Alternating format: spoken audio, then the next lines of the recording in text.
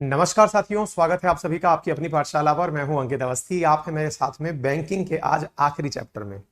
Banking का आखिरी chapter क्यों बोल रहा हूं? क्योंकि ऑलमोस्ट आपने बैंकिंग में करेंसी क्या करती है, बैंक कैसे कमाती है, आरबीआई क्या करती है, बैंकों की स्थापना क्यों हुई, ऐसे कुछ मूल उद्देश्य अभी तक समझ लिए हैं। आज के सेशन में हम उन्हीं मूल उद्देश्यों से आगे बढ़ते हुए आरबीआई के जो सबसे महत्वपूर्ण कार्य हैं, उन महत्वपूर्ण कार्यों में जो दूसरा सबसे महत्वपूर्ण कार्य है, दैट इज मौद्रिक नीति यानी मॉनेटरी पॉलिसी की पालना करवाना, आज उसके बारे में आप जानेंगे।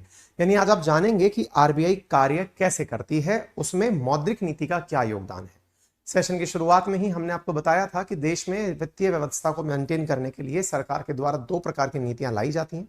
इनमें से एक राजकोषीय नीति होती है और दूसरी मॉनेटरी नीति यानी मौद्रिक नीति होती है। जो मौद्रिक नीति है, उस मौद्रिक नीति के अंदर दो प्रकार के इंस्ट्रूमेंट हैं, एक मात्रात्मक और एक गुणात्मक, यानी क्वांटिटेटिव और क्वालिटेटिव। आज के अंदर उसी के बारे में हम चर्चा करेंगे। क्वांटिटेटिव क्वालिटेटिव मेजर्स किस प्रकार से बैंक द्वारा नियंत्रण स्थापित किया जाता है, इस विषय पर आगे बढ़ेंगे। लेकिन उससे पहले मैं आपको यह जब समझाने का प्रयास करूं कि मौद्रिक नीति के माध्यम से आरबीआई आपको कैसे नियंत्रित करती है, हल्का सा उस विषय पर जान लीजिए और फिर हम आगे बढ़ जाएंगे। जैसा कि आपने कल तक के सेशन में सुना था कि आरबीआई के द्वारा अपने सीआरआर, एसएलआर, रेपो रेट जैसी व्यवस्थाओं के माध्यम से बैंकों से पैसे का आहरण किया जाता है, विड्रॉ किया जाता है कि बैंक पैसा अपना आरबीआई के अंदर रख दें। और जब वो बैंक अपना पैसा आरबीआई में रखती हैं तो बैंक आपके पास से पैसा निकालकर आपको भी लालच देती हैं कि आपको इतना परसेंट ब्याज मिलेगा, एक बार के लिए आप अपना पैसा हमारे पास भेज दीजिए।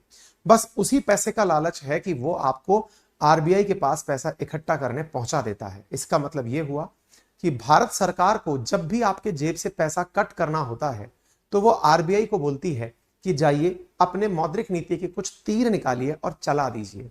और उन तीरों में कौन से तीर चलाने हैं? तो बोले आपको वो तीर चलाने हैं जिनके माध्यम से सामने वाले की जेब में रखा हुआ पैसा हम तक पहुंच जाए, या इसके पास पैसा ना हो तो हमारी तरफ से पैसा इनके पास पहुंच जाए। बस इन दो प्रकार के तीरों को आरबीआई के द्वारा, सरकार के द्वारा चलवाया जाता है। सरकार आरबीआई से कहती है, आरबीआई बैंक के माध्यम से आपके ऊपर उन तीरों को चला देती है। ठीक है साहब। तो सर ये मात्रात्मक और गुणात्मक क्या होते हैं? मात्रात्मक मतलब जिन तीरों में वैल्यू मेंशन होती हो। वैल्यू मेंशन होती हो मतलब जैसे मैंने बोला कैश रिजर्व रेशो, मैंने बोला 4.5% कैश आपको आरबीआई के पास रखना पड़ेगा। वैल्यू मेंशन है 4.5%। मैंने बोला S L R, statutory liquidity ratio, कि बैंक को अपने पास ही रखना पड़ेगा अपने कुल एनडीटीएल का लगभग 17.5% या 20%, जो भी है। मतलब वैल्यू इन्वॉल्व है। रेपो रेट 4.5% आपको अपने पास रखना पड़ेगा, यानी इतने परसेंट ब्याज पर आपको नंबर इन्वॉल्व हो रहा है। जहां पर नंबर इन्वॉल्व हो रहा है, these measures are known as quantitative, मात्रात्मक, और क्वालिटेटिव। क्वालिटेटिव का मतलब है कि अगर आपने ऐसा नहीं किया तो हम आपका 2 दिन के लिए लाइसेंस सस्पेंड कर देंगे। अब इसमें कोई भी परसेंटेज, ब्याज, नंबर इन्वॉल्व नहीं है। आपको दो प्रकार के दंड मिल सकते हैं। जैसे आपको दंड मिला कि आपको 1 लाख रुपया जमा कराना है। जब मौद्रिक आधार पर आप पर नियंत्रण स्थापित किया जाए तो वह मात्रात्मक उपाय किया कहलाता है। लेकिन अगर आपको मौद्रिक के अतिरिक्त कोई व्यवहार दिया जाए, जैसे मान लीजिए एज ए टीचर मैं आप लोगों से यह कहूं कि बच्चों, आज मैं आप लोगों से 1,000 रुपए का पनिशमेंट लगाऊंगा अगर आप लोग पढ़कर नहीं आए, तो मुझे 1,000 रुपए, या फिर मैंने ये कहा कि बच्चों इस कोर्स को पढ़ना है तो 1,000 रुपए आपको देने पड़ेंगे। ये वाली जो व्यवस्था है, ये व्यवस्था तो हुई क्वांटिटी के आधार पर, इसलिए क्वांटिटेटिव मेजर्स कहलाई। वहीं दूसरी ओर अगर मैं बात करूं व्हाट इज क्वालिटेटिव, मैं आपसे यह कह दूं कि बेटा आपको 2 दिन क्लास नहीं देखने दूंगा अगर आपने ये पढ़ाई नहीं करी तो। आपको 5 दिन के लिए धूप में खड़ा रखूंगा अगर आपने ये काम नहीं किया तो। That is known as qualitative. यानी मात्रात्मक और गुणात्मक में जो असली भेद है, उम्मीद है आपको वह शब्द समझ में आ गया होगा। और अगर वह शब्द समझ में आ गया है तो अब हम आगे आपको लेकर चलते हैं। मेरे तमाम साथी जो मेरे साथ उपलब्ध हैं, नितिन, महेंद्र, शुभम, प्रवीण, सभी साथियों को वेरी गुड मॉर्निंग। शास्त्रव, सभी साथियों को वेरी गुड मॉर्निंग। ठीक है, चलिए तो आगे बढ़ते हैं।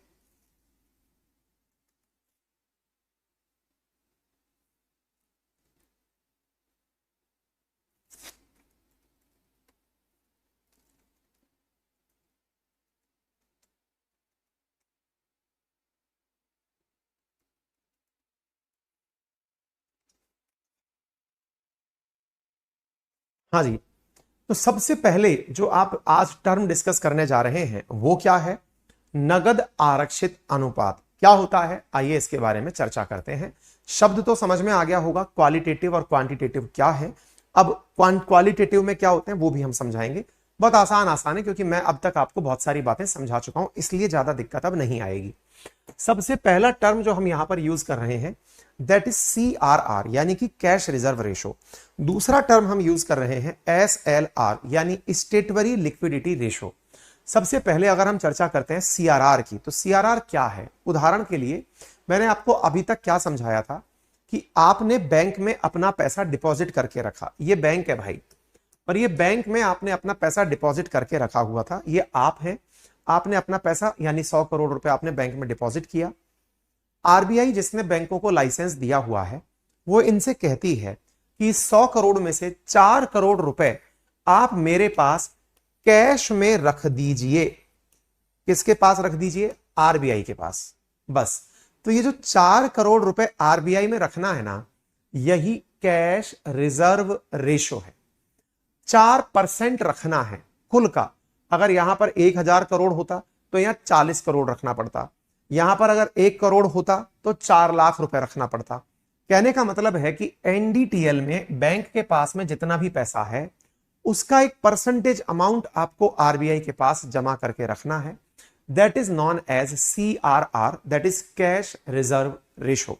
उम्मीद है आप सभी साथियों को यह टर्म समझ में आ गया होगा कि कैश रिजर्व रेशो क्या होता है। ठीक है, अब 2-3 बेसिक प्रश्न बनते हैं इसमें। क्या प्रश्न बनते हैं?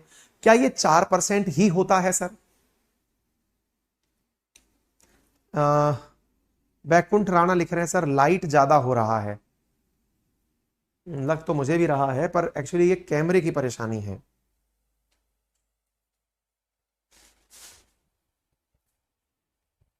और पहले भी हमने किया था तो उसमें क्या होता है कि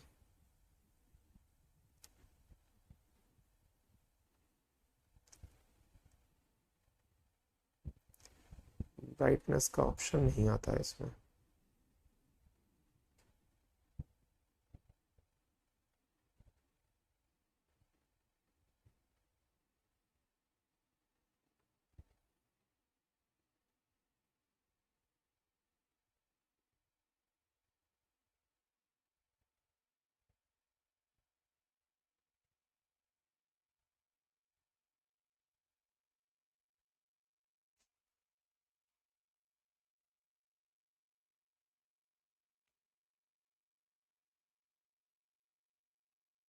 अब ये जो लहरें आ रही है ना, ये केवल इसीलिए आ रही हैं क्योंकि वो लाइट कम करते ही दिक्कत खड़ी कर देता है और हमको डार्क दिखाता है सो अलग।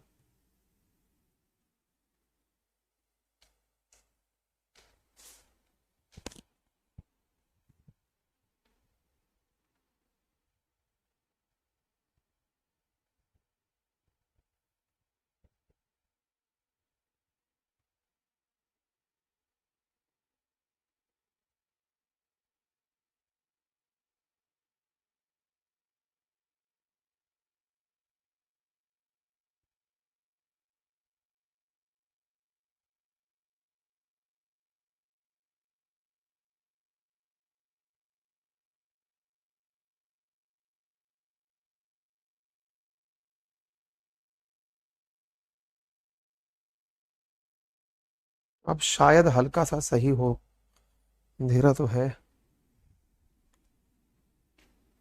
अब सही है, बस थोड़ा फ्लेयर्स चल रही हैं, है ना। बाकी मेरे हिसाब से सही है। अब आपको ठीक लग रहा होगा मेरे हिसाब से, बस इस पे थोड़ी सी फ्लेयर्स चलती हुई दिखाई दे रही होंगी,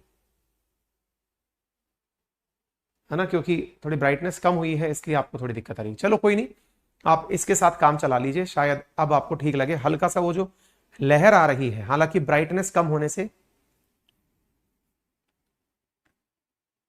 है ना, अभी ठीक है मेरे हिसाब से, है ना। हाँ बिल्कुल, नितिन करवा रहे हैं बेटा, है ना।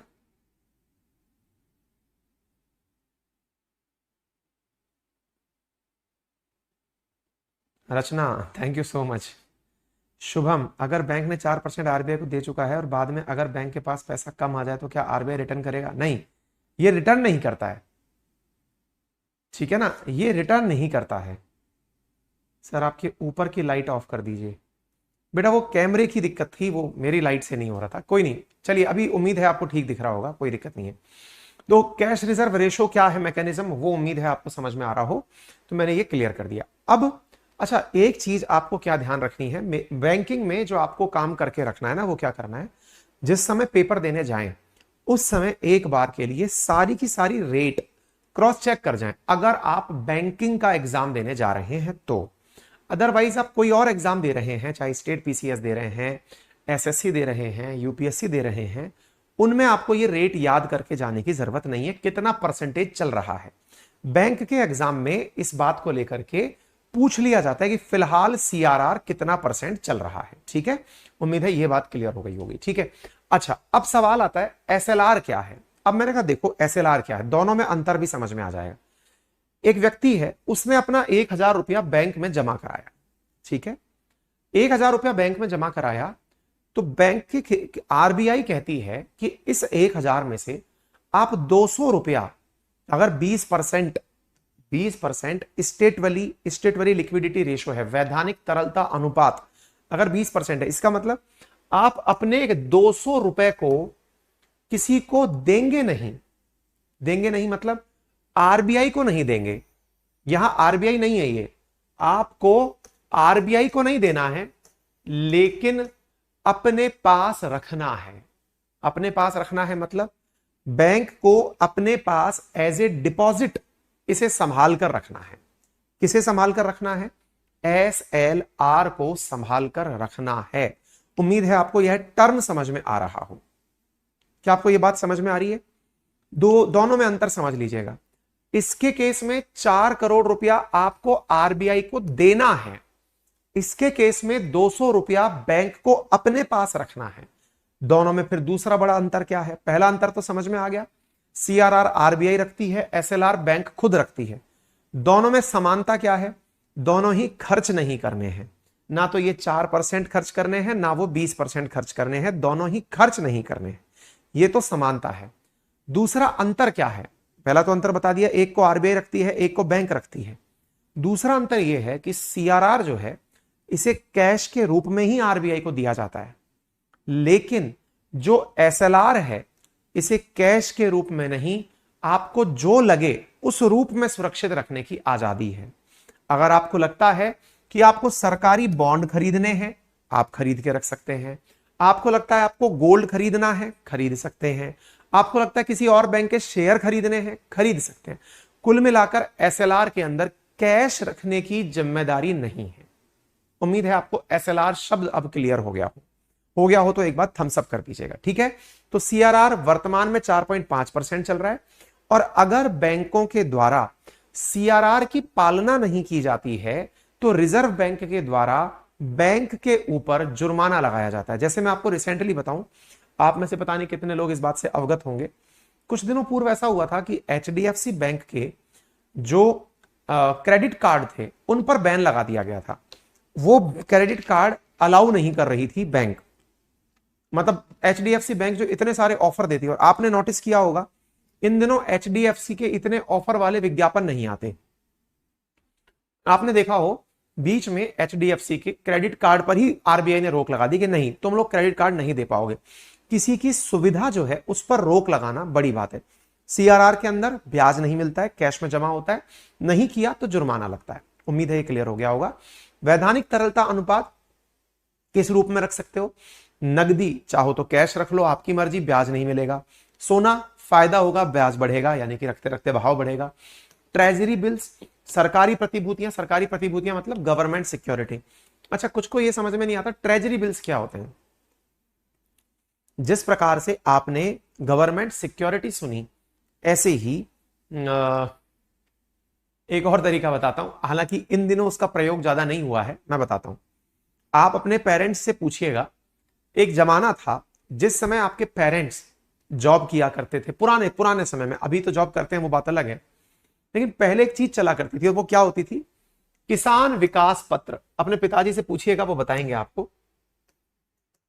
किसान विकास पत्र बिका करते थे, किसान विकास पत्र। आपके पिताजी वगैरह से पूछेगा, उन्होंने डेफिनेटली इन्हें परचेज भी किया होगा। ये क्या हुआ करते थे, इनमें होता क्या था कि सरकार के द्वारा यह निर्धारित किया जाता था कि अगर जनता से और पैसा लेना है, पहले क्या था, पहले के जमाने में जैसे आज आप में से अधिकांश लोगों के पास, देश की अधिकांश आबादी के पास में अपना बैंक में अकाउंट है, जनधन आधार अकाउंट जो खुला था ना, जैम के थ्रू जो खुला था, वो अधिकांश लोगों के पास है। पहले सबके पास में बैंक अकाउंट नहीं हुआ करता। अब मान लीजिए कि बैंक अकाउंट आपके पास है नहीं, सरकार को पैसे की जरूरत पड़ गई, तो सरकार उस पैसे को कहां से प्राप्त करेगी, मिलेगा कैसे सरकार को पैसा? विचार करिए, बड़ा इंटरेस्टिंग बात है ये। इंटरेस्टिंग बात क्या है, सरकार के पास में पैसा नहीं है। पहले तक क्या होता था, मतलब अभी हमने क्या पकड़ा था कि सरकार ने आरबीआई से पैसा लेने के लिए, आरबीआई से पैसा लेने के लिए गवर्नमेंट सिक्योरिटी का उपयोग किया है। आपको याद होगा थोड़े दिन पहले मैंने बताया, गवर्नमेंट सिक्योरिटी का उपयोग किया ताकि आरबीआई ने पैसा दे दिया। पहले ऐसा होता था कि लोगों के पास में बैंक अकाउंट ही नहीं होते थे, तो आरबीआई जिस बैंक से पैसा मांग रही है, लोग बैंक में अकाउंट ही नहीं रखते, तो बैंक आरबीआई को पैसा कैसे दे देगी? और जब आरबीआई को पैसा नहीं मिला तो सरकार के पास तो कुछ मिलेगा ही नहीं। तो ऐसी स्थिति में आरबीआई का सरकार के लिए कोई महत्व नहीं था। इसलिए कहते थे कि भारत की जो इकोनॉमी है ये बैंक ड्रिवन इकोनॉमी नहीं है। और यही कारण है कि जब अमेरिका के अंदर आर्थिक मंदी आई तो हमारे यहां पर आर्थिक मंदी नहीं आई। क्यों नहीं आई? क्योंकि हम वहां पर बैंक फेल हुई थी, वहां पर बैंक फेल हुई, जनता के पैसे अटक गए। हमारे यहां तो जनता बैंक में पैसा रखती ही नहीं थी, तो रखती नहीं थी तो आर्थिक मंदी का तो सवाल ही नहीं आता। तो इसी वजह से कहते हैं कि जो अल्प विकसित या विकासशील अर्थव्यवस्थाएं होती हैं, जो बैंक पर ज्यादा आधारित नहीं होती हैं, उनको दुनिया में जब जब मंदी आती है उन पर उनका असर कम पड़ता है। क्यों कम पड़ता है? क्योंकि बैंक के माध्यम से जो तरीके सरकार अपनाती है वो उन्हें अपना नहीं पाती। इसीलिए आपको याद होगा जब जब दुनिया में मंदी की बात आई है, हमने केवल एक ही बात बोली है कि भारत कैश ड्रिवन इकोनॉमी है, भारत में नगद के ऊपर इकोनॉमी चलती है। ये अच्छी बात नहीं है। अच्छी बात तो तब होती जब आपका पैसा बैंक में होता, सरकार को पता होता, सरकार टैक्स लगा के राष्ट्र निर्माण में उपयोग करती। अभी आप अपने जेब में रख के बैठे, सरकार केवल हथकंडे अपना रही है कि इनका पैसा कैसे निकाला जाए। कभी ईडी भेज रही है, कभी सीबीआई भेज रही है, कभी इनकम टैक्स भेज रही है, कभी जीएसटी भेज रही है, ताकि इनका पैसा निकाला जाए। तो उस समय क्या हुआ करता था, जिस समय पर सरकार गवर्नमेंट सिक्योरिटी के हथकंडे नहीं अपनाती थी, तब सरकार ओपन मार्केट के अंदर कुछ तरीके अपनाती थी। क्या अपनाती थी? सरकार ओपन मार्केट के अंदर कहती थी कि हम आप लोगों को, ओपन मार्केट का मतलब समझना, जनता के बीच में सरकार ने कह दिया कि यदि किसी को चाहिए तो फलानी जगह पर विकास पत्र मिल रहे हैं, कुछ लेटर्स मिल रहे हैं जिनका नाम है किसान विकास पत्र। एक पत्र 10,000 रुपए का मिल रहा है और गारंटी यह है कि आप 10,000 रुपए का जो किसान विकास पत्र हमसे खरीदेंगे, एक साल बाद आइएगा तो हम आपको 11,000 रुपए रिटर्न करेंगे। इन्हें किसान विकास पत्र कहा गया। यानी सरकार ने आपकी जेब से पैसा निकालने के लिए गवर्नमेंट सिक्योरिटी वाला हथकंडा जब नहीं चला, तो डायरेक्ट, चाहे कृषि विपणन बोर्ड के द्वारा, जो आज की सहकारी मंडियां हैं उनके द्वारा, बोले तुम जाओ और वहां से किसान विकास पत्र खरीद लो। तो लोगों ने, क्योंकि लालच सबसे बड़ी चीज है, पैसा आज अगर सबसे ज्यादा किसी का फ्रॉड अगर हो रहा है तो पैसे को डबल कैसे किया जाए, पैसे बढ़ाया कैसे जाए ना, इसके कारण सबसे ज्यादा फ्रॉड होते हैं। तो इन्हीं फ्रॉड के लालच में सरकार ने क्या किया, अपनी तरफ से किसान विकास पत्र जैसी चीजें निकाल दी। जो ट्रेजरीज थी उनके द्वारा ट्रेजरी बिल्स निकाल दी गई। ट्रेजरी क्या होती है? जैसे मान लीजिए कि आज मेरा शहर है, जैसे जयपुर है, अलवर है, इनका पूरा पैसा एक अलग राजकोष के रूप में ट्रेजरी में रखा होता है। यानी ट्रेजरी सरकार का धन रखने का एक स्थान है जहां सभी प्रकार के स्टाम्प रखे होते हैं, सभी संग्रहालय युक्त वस्तुएं रखी होती हैं। सरकार ने अगर कैश रख रखा है, गोल्ड रख रखा है, तो सब वो ट्रेजरी में रखी होती हैं। अभिलेखागार की तरह से वो मेंटेन किया जाता है। ठीक है, वहां से भी कुछ बिल निकाले गए। तो इस प्रकार के तरीके पहले अपनाए जाते थे। ठीक है, उम्मीद है आप लोगों को यह बात क्लियर हो गई हो। ठीक है, आगे बढ़े। चलिए, तो यह बात समझ में आ गई। तो ट्रेजरी बिल, सरकारी प्रतिभूतियां, ये समझ में आ गया हो। तो ग्राहकों द्वारा बैंक में जमा की गई राशि को बैंक की देनदारी, ये मैं आपको बता चुका हूं। वैधानिक तरलता अनुपात क्या होता है ये समझा चुका हूं। अब आते हैं एक और टर्म पर। टर्म क्या है? रेपो रेट और रिवर्स रेपो रेट। देखिए असल मायने में ये दोनों की दोनों ही रेपो रेट हैं। कौन कौन सी? जो दो टर्म मैं यूज करने जा रहा हूं, एक टर्म है रेपो रेट और एक का नाम है reverse repo rate. Repo rate और रिवर्स रेपो रेट असल मायने में दोनों ही चीजें रीपर्चेज एग्रीमेंट है। एक शब्द को ध्यान से पकड़ना है, अगर ये पकड़ लिया तो आपका काम बन जाएगा। बस यहां पर इसका प्रयोग पहली बार करने जा रहे हैं अपन। रिवर्स, अभी तक मैंने आपको जितनी भी क्लासेस दी हैं उसमें रेपो रेपो रेपो शब्द तो बोला है मैंने, लेकिन यही कहा था समय आने दो तब समझाऊंगा कि ये होता क्या है। अभी बस ये समझ लो रेपो का मतलब है रीपर्चेज एग्रीमेंट। इसी वजह से ये जो हमने डायग्राम आपके लिए बनाया है इसका मतलब क्या है, अगर बैंक आरबीआई से कहे कि सर मैं आपको गवर्नमेंट सिक्योरिटी दे रहा हूं और मुझे आप पैसे दे दो, मैं वापस गवर्नमेंट सिक्योरिटी खरीद लूंगा, ये मैं आपको गारंटी देता हूं। ये गारंटी देना जो है ना, ये क्या है? Repurchase agreement.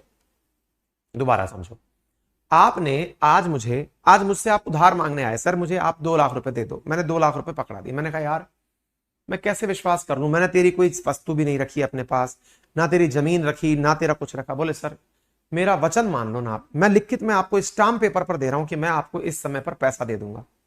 मैंने कहा ठीक है भाई, तेरे को स्टाम्प पेपर पर लिखित के दे दिया। अब स्टाम्प पेपर पर लिख के तो दे दिया मैंने, अब क्या हुआ? स्टाम्प पेपर पर लिखने के बाद में मैंने फिर आपसे पूछा, मैंने कहा हाँ भाई पैसा? बोले सर मैंने वादा किया था ना आपसे, मैं स्टाम्प पेपर पर लिख के दे रहा हूं कि मैं आपको अपना स्टाम्प पेपर वापस लेके जाऊंगा और 2 लाख रुपए लौटा के जाऊंगा। मैंने कहा गारंटी है? बोले गारंटी है, और मैं आपको पैसे पर ब्याज भी दूंगा। इसलिए आपने देखा होगा कई बार लोग ब्याज के साथ साथ लिखा पढ़ी भी करते हैं, ठीक है ना। तो बैंक ने आरबीआई को एक गारंटी के साथ में लेटर लिखा कि सर आप मेरी गवर्नमेंट सिक्योरिटी रख लो, मुझे पैसा दे दो। बोले गारंटी है? बोले हाँ। क्या कहलाया? Repurchase agreement. ऐसे ही आरबीआई ने बैंक से कहा कि तुम मेरी गवर्नमेंट सिक्योरिटी ले लो और मुझे पैसा दे दो। बैंक ने कहा मैं नहीं लूंगा साहब। आरबीआई ने कहा मैं गारंटी दे रही हूं ना, मैं तुमसे वापस अपनी गवर्नमेंट सिक्योरिटी लूंगी, तुम मुझे पैसा दे दो। ऐसी स्थिति में जब बैंक से आरबीआई ने पैसा मांगा तो भी क्या वादा दिया? Repurchase agreement. यानी दोनों ही जगह जो शब्द है ना वो रेपो है। रेपो क्या है? दोनों ही जगह कॉमन शब्द, दोनों ने गारंटी दे रखी है। रेपो इसे कह लो, रेपो इसे कह लो। इसी वजह से एक स्टैंडर्ड कन्वेंशन सेट किया गया कि व्यक्ति व्यवहार में यह परेशान ना हो जाए रेपो कौन सा वाला है। आरबीआई ने बैंक से मांगा वो रेपो है, या बैंक ने आरबीआई से मांगा है वो रेपो है। तो इसमें एक शब्द जोड़ दिया गया जिसका नाम है रिवर्स रेपो। असल में रिवर्स कोई शब्द नहीं है, शब्द तो रेपो ही है। रिवर्स इसलिए डाल दिया गया ताकि किसी व्यक्ति के मन में कोई असमंजस ना हो आपको। लेकिन रेपो सुनते ही यह समझ में जरूर आ जाता है कि निश्चित ही इसमें गवर्नमेंट सिक्योरिटियों का लेन देन हुआ है और उन्हें वापस खरीदने की गारंटी दी गई है। क्या आपको इतनी बात समझ में आ रही है? क्या इतनी बात समझ में आ रही है? ठीक है, अब इसको थोड़ा सा आगे बढ़ाते हैं। तो फिर ये रेपो रेट है क्या? देखो, अब आज के समय में व्यवहारिक रूप से जो शब्द यूज किया जाता है रेपो, वो कहां यूज किया जाता है वो देखो आप। रेपो यूज किया जाता है, ध्यान से सुनिएगा, बहुत इंपॉर्टेंट है ये। रेपो कहां यूज किया जाता है? जब किसी बैंक को आरबीआई से लिक्विडिटी की जरूरत होती है। लिक्विडिटी बोले तो तरलता, मैंने पढ़ा रखी है तरलता सबसे ज्यादा किसकी मानी गई है? कैश की। तो मान लीजिए बैंक को कैश की जरूरत है, और देखिए मान के चलिए सरकार से ज्यादा पैसे की जरूरत आम आदमी को पड़ती है, क्योंकि हमारी रोज की जरूरतें हैं। आपको मोबाइल भी खरीदना है तो ईएमआई पे लेते हैं। कई यूनिकॉर्न कंपनियों के कोर्सेज भी आपने लोन पर लिए होंगे, है ना। लाख लाख रुपए के कोर्स आप लोगों ने खर्च करके लिए होंगे। वो जो लोन लेने की आवश्यकता है वो आम आदमी को होती है। सरकार कभी once in a blue moon loan लेती है आरबीआई से। सुनने में हमें लगता है कि सरकार कभी भी लोन लेती होगी, ऐसा नहीं होता है। सरकार के पास अपने हथकंडे बहुत हैं, उसकी अपनी राजकोषीय नीति है जिसका वो पालना करके लोन ले लेती है, ठीक है ना। तो कहने का मतलब क्या है कि जब बैंक को लिक्विडिटी की जरूरत पड़ी तो आरबीआई से बैंक ने कहा कि सर मुझे पैसे चाहिए। तो बैंक आरबीआई ने कहा ठीक है ले लो, तुम्हारी जरूरत है, मुझे कोई दिक्कत नहीं है, तुम अपने पास में पैसा लेना चाहते हो ले लो, लेकिन सुन लो ध्यान से, ये तुम्हारी जरूरत के लिए ले रहे हो? बोले हाँ सर मैं अपनी जरूरत के लिए ले रहा हूं। अच्छा बाय द वे तुम्हारी ऐसी जरूरत आ क्या गई? सर क्या बताऊं आपको, कुछ गड़बड़ हो गई। बताओ भाई क्या गड़बड़ हो गई? बोले सर आपने अपने द्वारा हमें कह के रखा था कि तुमको सीआरआर मेंटेन करना है, तुमको एसएलआर मेंटेन करना है। सर लगभग 25% तो आप हमारा पैसा ब्लॉक करवा दिए। अब 25% आपने जब हमारा ब्लॉक करवा दिया सर, तो हम अपनी दुकान चलाएं कैसे? लोग लोन लेने आते हैं, लोग अपना डिमांड डिपॉजिट लेने आते हैं, टाइम डिपॉजिट लेने आते हैं, हम चलाएं कैसे? तो ऐसी स्थिति में आप हमारी थोड़ी मदद करिए। आरबीआई ने कहा बताओ क्या मदद चाहते हो? बोले सर हमें थोड़ा पैसा दे दो ताकि हम आपकी इन चीजों की पालना भी कर लें और आपसे लोन भी ले लें। आरबीआई ने कहा तुम हमसे लोन ले रहे हो, ध्यान रखना और याद रखना, इसकी वजह से लोन नहीं दे रहा हूं मैं, अलग से लोन दे रहा हूं। और ये बताओ तुम्हारे पास में गवर्नमेंट सिक्योरिटी एक्स्ट्रा है क्या? बोले सर पहले खरीद ली थी, जब लोग लोन लेने नहीं आ रहे थे उस समय हमारे पास में बैंक में पैसा रखा था, उस बैंक में रखे हुए पैसे से हमने आपका गवर्नमेंट सिक्योरिटी खरीद के रखा हुआ था। आरबीआई ने कहा ठीक है, फिर ठीक है, यानी तुमने अपने खाली समय में अपने पैसे को तुरंत गवर्नमेंट सिक्योरिटी में बदल दिया। बोले यस सर। बोले वेरी गुड, अब एक काम करो कि जो तुम्हारे पास गवर्नमेंट सिक्योरिटी रखी हुई है ना, उसको मेरे पास गिरवी रखो और फिर लोन ले लो। आरबीआई ने कहा देख लो, ध्यान से समझ लो, पैसा तुम ले रहे हो, मैं नहीं ले रहा हूं, समय तुम्हारा खराब है, मेरा खराब नहीं है। बैंक ने कहा प्रभु आप तो सरकार हैं, माई बाप हैं, पैसे की कमी पड़ी तो आप तो छाप भी लेंगे, हम थोड़ी छाप पाएंगे, आप तो हमें पैसा दे दो। बैंक ने पैसा मांगा हाथ जोड़ करके। इसी वजह से सामान्यतया यह देखा गया है कि आरबीआई जब बैंक को पैसा देती है तो बढ़िया पैसा वसूलती है, यानी ब्याज वसूलती है। तो यहां पर आरबीआई इस लिक्विडिटी पर, जो रेपो रेट पर जिसको पैसा देती है ना, इस पर बढ़िया ब्याज वसूलती है। कंफ्यूज नहीं होना है, रिवर्स रेपो रेट भी यही है। रिवर्स रेपो रेट में क्या है, होता तब भी लिक्विडिटी का ही मामला है। लिक्विडिटी का मामला कैसे कि आरबीआई को पैसा जरूरत पड़ गया, लेकिन आरबीआई अगेन वही वाली बात है, सरकार आपसे हाथ फैलाकर पैसा नहीं मांग सकती कि लाओ भाई हमें पैसा दे दो। तो लिक्विडिटी की जरूरत आरबीआई को है, लेकिन वो दिखाती इस तरह से है हमें कोई जरूरत नहीं है, हमें कोई जरूरत नहीं है, तुम्हारे पास पैसा रखा है, तुम आम आदमी को उसे दे नहीं सकते, तुम्हारे पास बैंक में जो पैसा रखा है तुम्हें उस पर ब्याज चाहिए, मेरी जरूरत नहीं है, इसलिए तुम्हें एफडी करानी है। एक सिंपल सा तरीका समझ लो, यहां से सारी बातें क्लियर हो जाएंगी। मान लीजिए कि ये एक बैंक है, ध्यान से समझिए, मैं अगेन बोल रहा हूं दोनों ही चीजें रेपो हैं, दोनों ही रीपर्चेज एग्रीमेंट हैं, दोनों के अंदर ही गवर्नमेंट सिक्योरिटियों का आदान प्रदान है। व्यवहारिक रूप में रेपो शब्द किसके लिए उपयोग में लिया गया और रिवर्स रेपो किसके लिए उपयोग में लिया गया, बस मैं वो बता रहा हूं, ठीक है। अच्छा अब सवाल आया फिर से, बोले सर एक बात बताइए, कोई बैंक है वो किस प्रकार से पैसा देती है? मैंने कहा सिंपल सी बात समझो, बैंक के पास में दो व्यक्ति आए, एक था राम और एक था श्याम। अब मुझे यह बताओ, राम ने पैसा जमा कराया और श्याम ने लोन लिया, इसने डिपॉजिट कराया, इसने डिपॉजिट कराया 1 लाख और लोन इसने लिया 1 लाख। मेरा सिंपल सा सवाल है आप सबसे, बताइए बैंक ज्यादा ब्याज, नंबर जो ब्याज का है वो कहां दिखाने वाला है? डिपॉजिट पे ज्यादा ब्याज दिखाने वाला है कि राम तुम 1 लाख रुपया हमारे पास जमा कराओ, हम तुम्हें 8% ब्याज देंगे, और श्याम तुम हमारे पास पैसा, तुम हमसे लोन ले लो और हम तुमसे 10% वसूलेंगे, ऐसा होगा या इसका उल्टा होगा? मुझे यह बता दो, बैंक जो नंबर है ना ब्याज का वो ज्यादा कहां रखेगा, लोन के समय या फिर डिपॉजिट के समय? बता दीजिए नंबर कहां ज्यादा होगा।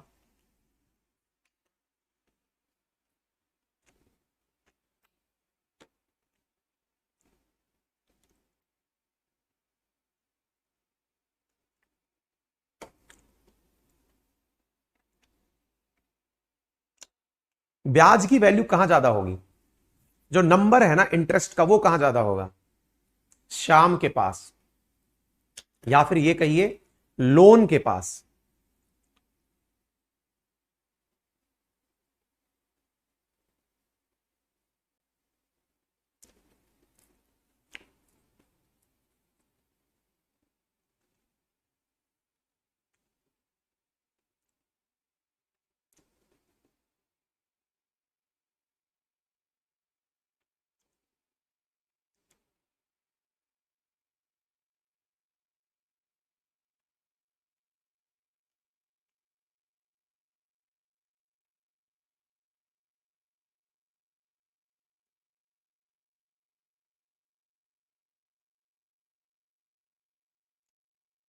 कंफर्म है?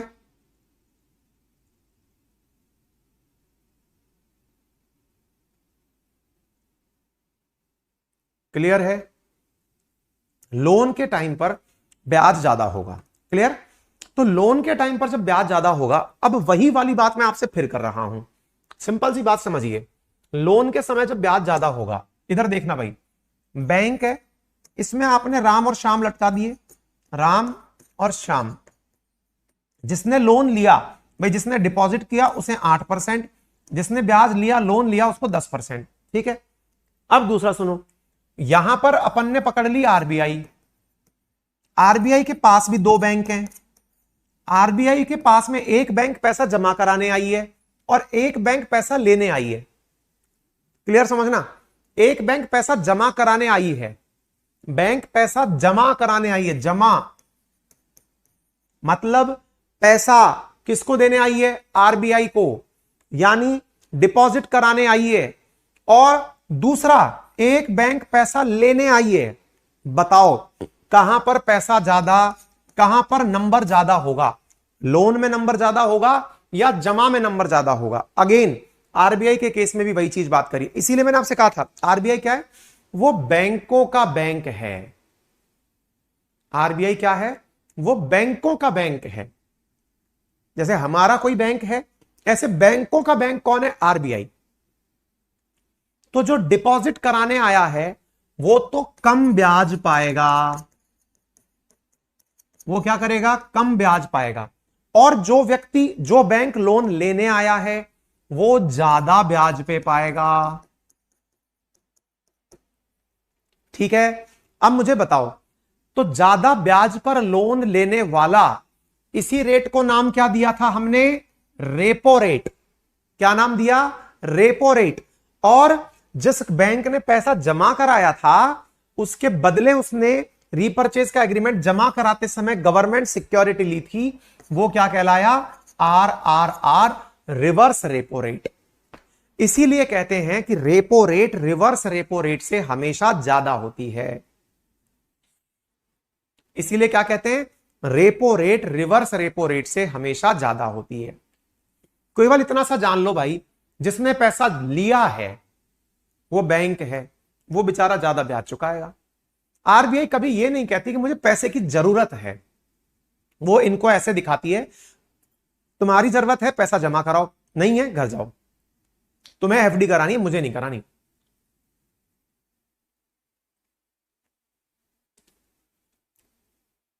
क्लियर हो गया? समझ में आ गया? ठीक है। तो आरबीआई ने, तो रिवर्स रेपो रेट क्या है?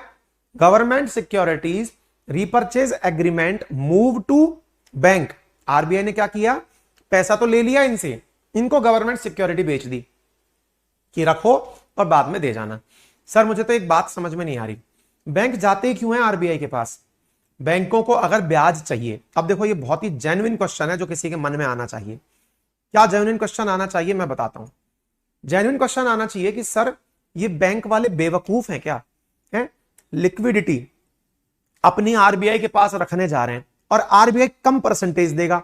मान लो यहां पर जो 4% दे रहा है और यहां पर जो रेपो रेट चल रही है वो 4.5% चल रही है।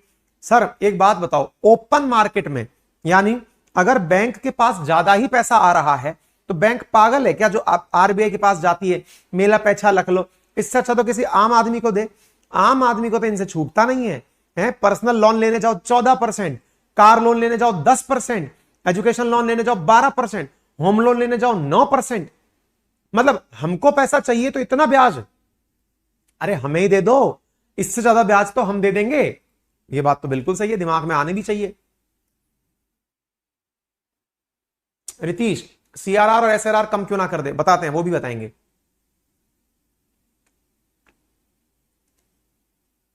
बताइए, ये दिमाग, ये क्वेश्चन जेन्युइन है कि नहीं है कि सर आरबीआई को अपना पैसा देने से अच्छा ये नहीं है क्या कि बैंक 4% में आरबीआई को दे रही है, मैं लेने को तैयार हूं सर 6% में, 7% में, 8% में, हमको तो 14% में मिल रहा है, आरबीआई को 4% में मिल रहा है। और महेंद्र कह रहे हैं आपस में एक दूसरी बैंक से क्यों नहीं ले रहे? ये भी सही है। ललित ने जवाब दे दिया,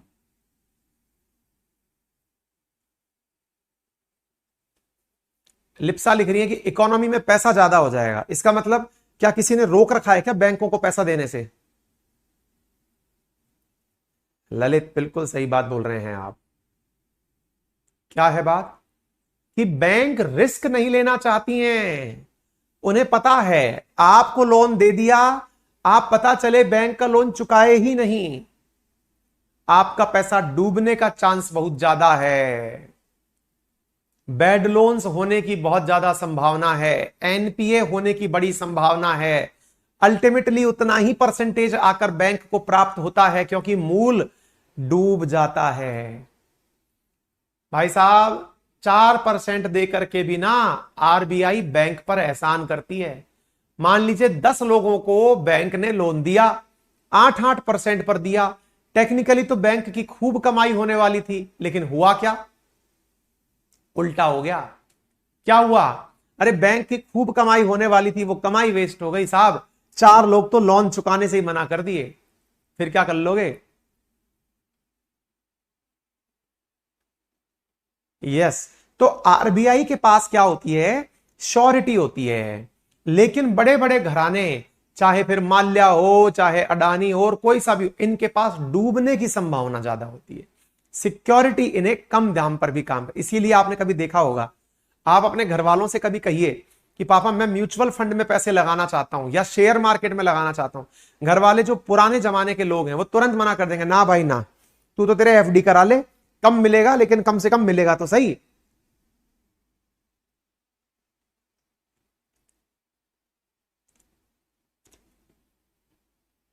तभी बैड बैंक बनता है। उदय को समझ में आ गया आज बैंक कैसे काम करती है। हाँ, वर्षा लिख रही है सर कभी कभार सरकार भी बैंक लोन माफ कर देती है, इसलिए बैंक डरती बहुत है, वो कहते हैं ना अपन को लोन देना ही नहीं है।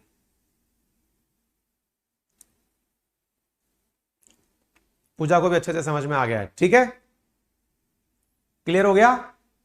बढ़े आगे। तो रिवर्स रेपो रेट और रेपो रेट क्लियर हो गई, कोई दिक्कत नहीं है। तो देखो रिवर्स रेपो रेट वर्तमान में चल रही, रेपो रेट चल रही है वर्तमान में 6.5%। नेट पर चेक कर लेना जो भी चल रहा हो, है ना। तो ये वो दर है जिसमें 28 दिनों के लिए लोन दिया जाता है। रेपो रेट में आरबीआई द्वारा बैंक को अल्प अवधि के लिए लोन दिया जाता है, ऋण है ये, लोन दिया जाता है ना। और लोन के केस में 28 दिनों के लिए दिया जाता है। और इसको पॉलिसी रेट अथवा बेंचमार्क रेट भी कहा जाता है। बेंचमार्क रेट क्यों कहते हैं? क्योंकि जब खुद बैंक को इतने महंगे दरों पर पैसा मिल रहा है तो वो आम जनता को 6.5% से कम पर तो लोन दे ही नहीं सकती। अगर बैंक को खुद 6.5% पर आरबीआई से पैसा मिला है, इसका मतलब यह हुआ कि वो कम से कम 7.5% पर तो आम आदमी को पैसा देके रहेगी। इसीलिए रेपो रेट, और पता है पहले रेपो रेट 4% तक पहुंच गया था, 4%, है ना, 4.5%, मैंने खूब देखा है, 3.5% तक भी देखा है मैंने, लेकिन फिलहाल 6.5% है। क्यों? क्योंकि सरकार ने लिक्विडिटी घटा रखी है ताकि महंगाई कंट्रोल में रहे। ठीक है, उम्मीद है आपको यह बात समझ में आ गई होगी। रिवर्स इसका जस्ट अपोजिट है। आरबीआई के अंदर जिस ब्याज पर पैसा जमा कराया जाता है that is reverse repo rate. ठीक है, रिवर्स रेपो रेट में रिजर्व बैंक ऑफ इंडिया द्वारा वाणिज्यिक बैंकों से अल्पकालिक ऋण लेकर, ऋण मतलब पैसा किसके पास चला गया? आरबीआई के पास चला गया, अर्थव्यवस्था से तरलता निकालने का प्रयास किया जाता है। क्लियर हो गया? यहां तक कोई दिक्कत नहीं है, रिवर्स रेपो रेट समझ में आ गई, क्लियर हो गया। अब सवाल बनता है सर ये रेपो रेट और रिवर्स रेपो रेट आपने कहा 28 दिन का काम है, फिर ये बैंक रेट क्या होती है? अब देखो क्या है, 28 दिन के लिए लोन लेना था तब तो लिया आपने रेपो रेट पर। कई बार बैंक ऐसी हालत में होती है कि उन्हें और ज्यादा पैसे की जरूरत होती है, तो ऐसी स्थिति में आरबीआई बैंक को जो दीर्घकालीन ऋण उपलब्ध कराती है वो पैनल रेट पर दिया जाता है, बैंक रेट पर दिया जाता है। यह हमेशा रेपो रेट से ऊपर होता है। समझ में आ रहा है? यानी रेपो रेट पर तो लोन दिया जाता है। बैंक रेट क्या है? रेपो रेट से, भाई मान लीजिए सर मेरी जरूरतें पूरी नहीं हो पा रही हैं, मुझे और ज्यादा 28 दिन से ज्यादा के लिए लोन चाहिए, ज्यादा दिन के लिए चाहिए तो ज्यादा ब्याज देना पड़ेगा। पहले तो यह कन्वेंशन सेट हो गया था कि जो रेपो रेट है उससे 1% ज्यादा बैंक रेट पर वसूला जाता था, और कई बार बैंक रेट को पेनल्टी रेट भी कहा जाता है। जब आरबीआई द्वारा पेनल्टी लगाई जाती है ना, तो बैंक रेट की दर पर पैसा वसूला जाता है कि इतना % ब्याज मिनिमम लिया जाएगा तुमसे। ठीक है, तो यहां पर वर्तमान रेट जो है वो आरबीआई की रेपो रेट से 0.25 ज्यादा है, वो कोई ज्यादा बड़ी वैल्यू नहीं है। एक कन्वेंशन सेट हो गया था पहले कि बैंक रेट रेपो रेट से 1% तक ज्यादा होती है। ठीक है, बैंक रेट समझ में आ गई, कोई दिक्कत नहीं है, इसमें ज्यादा समय के लिए लोन दिया जाता है। ठीक है, अच्छा, एक है मार्जिनल स्टैंडिंग फैसिलिटी। इसका मतलब क्या है? इसका मतलब क्या है कि सर मुझे 28 दिन के लिए भी नहीं चाहिए, मुझे 28 दिन से ज्यादा के लिए भी नहीं चाहिए, मुझे लग रहा है आज पैसे की जरूरत है, सुबह जरूरत है, शाम को दे दूंगा। बोले भाई ऐसा क्या कर रहे हो? बोले मैं वो हूं शरद, क्या था, शरद मेहता, कौन सा था, शरद मेहता ही था ना स्कैम जिसने किया था। बोले मैं तो शरद मेहता हूं। बोले मैं क्या करूंगा? बस मैं तो पैसे को यो से यो करूंगा, ऊपर नीचे करूंगा, मुझे सुबह चाहिए, शाम को बनाकर वापस दे दूंगा। तो जो इंट्रा डे ट्रेड होती है ना, इंट्रा डे यानी कि व्यापार के अंदर, शेयर मार्केट के अंदर सुबह से शाम के लिए, बस मुझे सुबह पैसा दे दो, शाम को चुका दूंगा, इसके लिए जो पैसा लिया जाता है वो सुविधा मार्जिनल स्टैंडिंग फैसिलिटी कही जाती है। ठीक है, लेकिन कितना पैसा ले सकते हो? ऐसे तो सर बैंक वाले खूब खेल सकते हैं, वो तो खूब सारा पैसा सरकार से ले लेंगे कि मुझे तो पूरा पैसा दे दो, शाम तक बड़ा पैसा बना के दे दूंगा। ऐसा नहीं होता है, इसके लिए सरकार केवल उनके कुल जमा पैसे का 1% ही उनको देता है। ठीक है, तो अति अल्प समय के लिए, और ये किस इंटरेस्ट पे दिया जाता है? क्योंकि सरकार को पता है कि बेटा तुमसे पैसा मैनेज नहीं हो पा रहा है, तुम पैसा बनाना चाह रहे हो, तो ज्यादा रेट पर दो, तो पैनल रेट पर लिया जाता है। पैनल रेट कौन सी हो गई? बैंक रेट, ज्यादा ब्याज पर आपको एमएसएफ यानी marginal standing facility, marginal permanent facility दी जाती है। क्लियर है? यहां तक समझ में आ गया? अब एक बच्चे ने एक सवाल किया था मुझसे कि सर एक बात बताइए, ये बैंक आपस में ही क्यों नहीं कर लेती, मतलब एक दूसरे को ही क्यों नहीं बेच लेती ऐसी स्थिति में, या फिर सर ऐसा क्यों नहीं कर लेते कि आरबीआई केवल बैंक को ही गवर्नमेंट सिक्योरिटी क्यों बेचती है? क्या मैं और आप नहीं खरीद सकते? क्या खरीद सकते हैं? जब आरबीआई द्वारा गवर्नमेंट सिक्योरिटी को ओपन मार्केट में भेजा जाता है, जैसे एलआईसी से कहा कि तुम ले लो, या फिर जो पेंशन फंड वाले हैं उनसे कहा कि तुम ले लो, यानी कि जब बाजार में तरलता अधिक होती है तो गवर्नमेंट सिक्योरिटी केवल बैंक को ही नहीं, बड़े बड़े इंस्टीट्यूशंस, जैसे एलआईसी के पास करोड़ों रुपया है, जैसे आईआरडीए के पास जो हमारा है उसके पास खूब पैसा है, बहुत सारी इफको फिपको जैसी कोऑपरेटिव एजेंसीज हैं, इनके पास खूब पैसा है, इनके पैसे को भी सोखने के लिए ओपन मार्केट ऑपरेशंस चलाए जाते हैं। इनका उद्देश्य क्या होता है?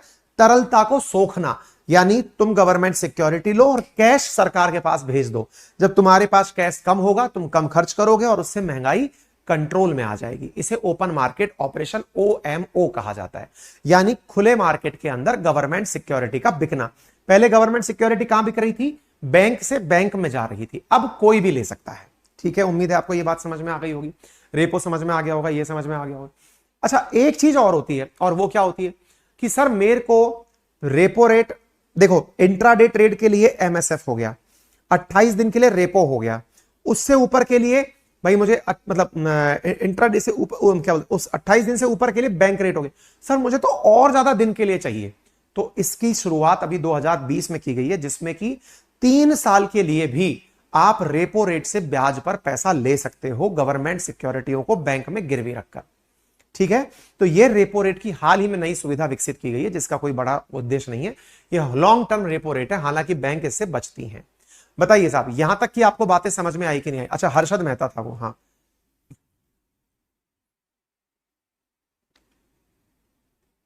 राहुल, आप बैंक से बेटा 28 दिन के लिए लोन नहीं लेते ना, चक्कर ये है।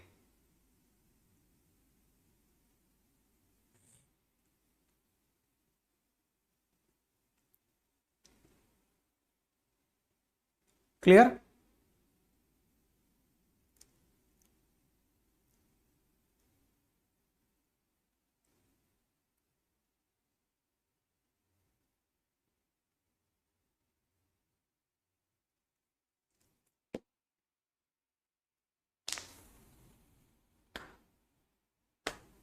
बोलिए।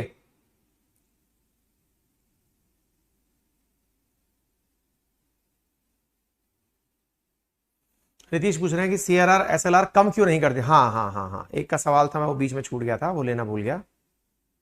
सीआरआर एसएलआर की जरूरत, सीआरआर ही कम कर दे, एसएलआर की क्या जरूरत है। हाँ बेटा, सीआरआर को कम कर दे, एसएलआर की जरूरत इसलिए है क्योंकि कभी भी किसी भी बैंक का बुरा वक्त आ सकता है। आप खुद चाहेंगे, अगर आप एज ए कस्टमर हैं, आपने अपना पैसा बढ़िया से बचा के रखा हुआ है, आप क्या चाहेंगे, आप चाहेंगे कि कैसे भी करके मैं आने वाले टाइम में मेरा पैसा बैंक में सुरक्षित रहे। आप खुद चाहेंगे कि बैंक आपके पैसे को यूं ही ना लुटा दे, इसलिए आप चाहेंगे कि मेरा पैसा वहां पर सुरक्षित रहे। और पैसा सुरक्षित रखने के लिए क्या तरीका होगा, वो मैंने आपको बता दिया। Clear clear. तो आप खुद से समझेंगे कि बैंक को चलता रहने के लिए, कहीं बैंक फेल ना मार जाए, इसके लिए अत्यावश्यक है कि बैंक एसएलआर और सीएलआर को बचा करके रखे। अब आगे बढ़ते हैं दूसरे पॉइंट की तरफ। दूसरा पॉइंट क्या है, उपभोक्ता साख विनिमय। ये क्या है, मतलब किस कंज्यूमर क्रेडिट रेगुलेशंस क्या होते हैं, क्वालिटेटिव मेजर्स क्या है। मैंने क्वांटिटेटिव बता दिए, अब क्वालिटेटिव की बातें, बहुत आसान सी बातें हैं। अल्टीमेटली बैंक, मतलब अल्टीमेटली आरबीआई चाहती क्या है, इन सारी प्रक्रियाओं के माध्यम से आपके जेब से पैसा कम करना चाहती है, यही उद्देश्य है बैंक का, और कोई उद्देश्य नहीं है उसका, केवल इतना सा उद्देश्य है, आपके जेब से पैसा कम किया जाए और आपके जेब में कम पैसा है तो बढ़ा दिया जाए। इनको उल्टा सीधा करके वो आपके पास पैसा बढ़ा सकती है। रेपो रेट घटा देगी तो ब्याज कम दरों पे मिलने लगेगा, कम दरों पे मिलने लगेगा, आपके पास खूब पैसा आ जाएगा। ये तरीका भी है। अब बड़ा सवाल ये बनता है कि सर एक बात बताइए, अगर ये इतना आसान काम है तो फिर मुझे उल्टा बताइए, फिर भी आरबीआई बैंक को कंट्रोल कैसे करती है। मैंने कहा बताता हूं, आप तक और काम आसान करने के लिए बहुत सारे तरीके अपनाए जाते हैं। कई बार आप लोगों ने देखा होगा कि आप कार खरीदने जाते हैं, घर खरीदने जाते हैं, बाइक खरीदने जाते हैं, मोटरसाइकिल खरीदने जाते हैं, तब आप देखते हैं मिनिमम डाउन पेमेंट पर उपलब्ध, मिनिमम डाउन पेमेंट पर उपलब्ध। ऐसा क्यों, ये डाउन पेमेंट रखो ही मत ना।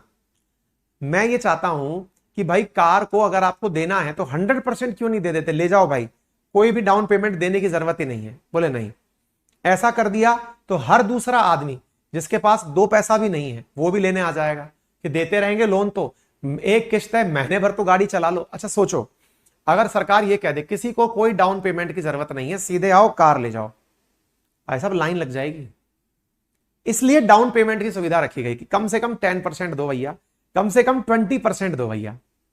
ठीक है, उम्मीद है आप लोगों को यह बात समझ में। तो कंज्यूमर क्रेडिट रेगुलेशन क्या है, डाउन पेमेंट के अंदर जो स्थान दिया जाता है वो कंज्यूमर क्रेडिट रेगुलेशन कहलाता है। ठीक है, दूसरी चीज मार्जिन मनी क्या कहते हैं। मार्जिन मनी क्या होती है कि जब प्राथमिकता वाले क्षेत्रों को ऋण देने के लिए कहा जाता है, तो इसका मतलब क्या करती है, होता क्या है, जो प्रायोरिटी सेक्टर है ना, प्रायोरिटी सेक्टर लेंडिंग पीएसएल क्या होता है, सरकार ने लगभग 40% बैंक की करेंसी, जैसे मान लीजिए किसी बैंक के पास 100 रुपए हैं, 20 रुपए तो उसको खुद के पास बचा के रखना है, 4-5% उसको केंद्र उसके पास रखना है, कुल मिला के 25% तो वो छुएगा नहीं। बच गया उसके पास में जो पैसा, वो कितना परसेंट बच गया, वो बच गया उसके पास में लगभग 75%। उसमें से भी 40% उन्हें प्रायोरिटी सेक्टर में लैंड करना है। प्रायोरिटी सेक्टर में लैंड करना है मतलब क्या होता है साहब, उनको बता रखा है कि इतना परसेंट एग्रीकल्चर में देना है, इतना परसेंट सोलर प्लांट के लिए देना है, इतना परसेंट एमएसएमई के लिए देना है। बैंकिंग के अंदर जितना ज्यादा घुसोगे आपको पता चलेगा कि बैंक वालों को बैंक चलाना इतना आसान नहीं है कि पैसे से पैसा बनाना है बना लो, उन्हें हर चीज ध्यान देनी पड़ती है। हाँ भाई, कितने किसान क्रेडिट कार्ड दिए, कितने लोगों को सोलर पैनल पर लोन दिया। इसलिए आपने देखा होगा कई बार उद्योग धंधों के लिए लोन देना कि सर स्मॉल इंडस्ट्री लोन है दे दो, माइक्रो लोन है दे दो। ये जो लोन बांटे जाते हैं ये मार्जिन मनी के तहत बांटे जाते हैं, यानी प्राथमिकता वाले क्षेत्रों को लोन देना। अब कोई बैंक क्या चाहेगी, अब ध्यान से सुनो, कोई बैंक क्या चाहेगी, यार भाई साहब ये किसानों को लोन मत दिलवाओ यार, क्यों, कल को तुम्हारी सरकार आएगी फिर से कह दोगे कि जाओ लोन माफ किया। बैंक वाले क्यों दुखी होते हैं, सबसे ज्यादा बैंकों के दुखी होने का कारण क्या है कि भाई हम तो लोन देते हैं, सरकार आती है और कह देती है लोन माफ कर दो। अब वो पैसा कब तो आएगा, कब हमें मिलेगा, सरकार हमें कब कंपनसेट करेगी, बैंक इसीलिए बर्बाद हो जाती है। तो जो लोन माफी योजना है वो लोन माफी योजना से परेशान होते हैं, तो इसलिए आरबीआई कई बार इन्हें राहत देती है, 40% नहीं 30% दे दो, चलो एक काम करो 35%, और कोई बैंक ज्यादा बन रही है, 45% तू प्राइमरी सेक्टर में देगा, तो बैंक वैसे ही शहीद हो जाती है। ठीक है। तीसरी चीज, क्रेडिट राशनिंग। इसका मतलब क्या होता है? कई बार सरकार के द्वारा यह सुनिश्चित किया जाता है कि भैया उपभोक्ताओं को अधिक ऋण और निवेशकों को कम ऋण उपलब्ध कराना है। मतलब क्या होता है? जैसे मान लीजिएगा कि कभी ऐसी स्थिति आ गई कि मार्केट के अंदर महंगाई बढ़ती जा रही है, महंगाई बढ़ती जा रही है, तब तो मुझे पता है कि महंगाई बढ़ रही है, तो मार्केट से कैश मुझे खींचना है, लिक्विडिटी को मार्केट से बाहर निकालना है। लेकिन मंदी बढ़ रही है तो क्या करूं? मंदी बढ़ रही है तो मार्केट में पैसा छोड़ो। मार्केट में पैसा छोड़ो का तरीका क्या होता है? लोगों से कहो आसान ब्याज पर। जैसे आपको मालूम होगा सरकार के द्वारा जो ठेली पटरी वाले हैं, कोरोना काल में उन लोगों के लिए एक लोन की सुविधा दी गई थी, जिनसे कहा गया था कोई भी उनको, कोई योजना का नाम था, मैं भूल गया हूं, अगर आपको याद आ जाए तो बता देना। उसका नाम बोल रहा हूं, 30,000 या 50,000 रुपए रेहड़ी पटरी वालों को लोन दिया गया था, जिसमें उनसे कोई गारंटी नहीं मांगी गई थी। बोले तुम तो ले जाओ और चुका देना, अगर चुका दोगे तो और ज्यादा मिल जाएगा। नाम भूल रहा हूं मैं, किसी को याद हो तो बताना।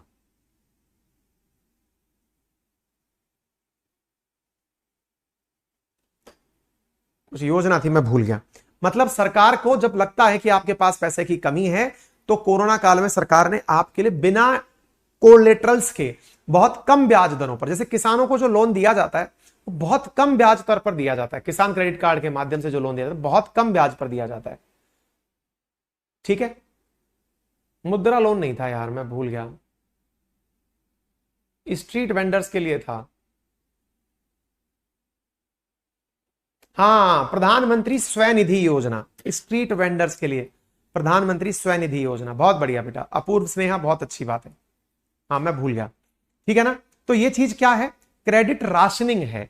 इसमें बैंकों से कहा जा रहा है कि तुम्हें लोन किनको देना है। अच्छा, इसके साथ साथ पैसा कंट्रोल में जाए और ज्यादा कमाई हो, इसलिए जब आप कोई लग्जरी गुड खरीदने जाते हैं, यानी कि गाड़ी खरीदने जाते हैं, ज्यादा ब्याज पर मिलती है, घर खरीदने जाते हैं कम ब्याज पर मिलता है। इसका मतलब डिफरेंट इंटरेस्ट रेट लगाकर भी आपको बैंक कंट्रोल कर सकती है, मंदी को कंट्रोल कर सकती है, महंगाई को कंट्रोल कर सकती है। तो डिफरेंट इंटरेस्ट रेट भी गुणात्मक व्याख्या में आती है।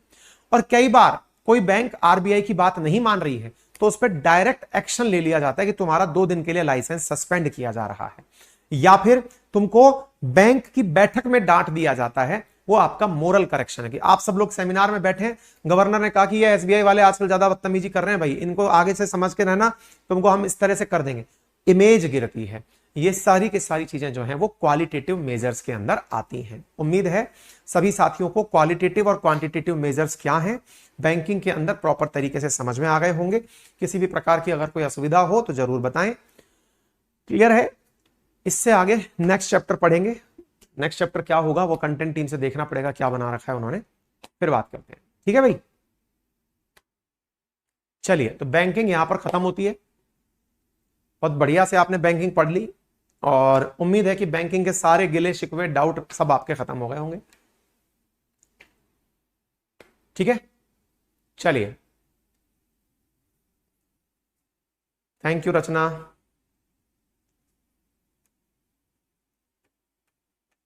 चलिए भाई, थैंक यू सो मच, अपना ख्याल रखिए।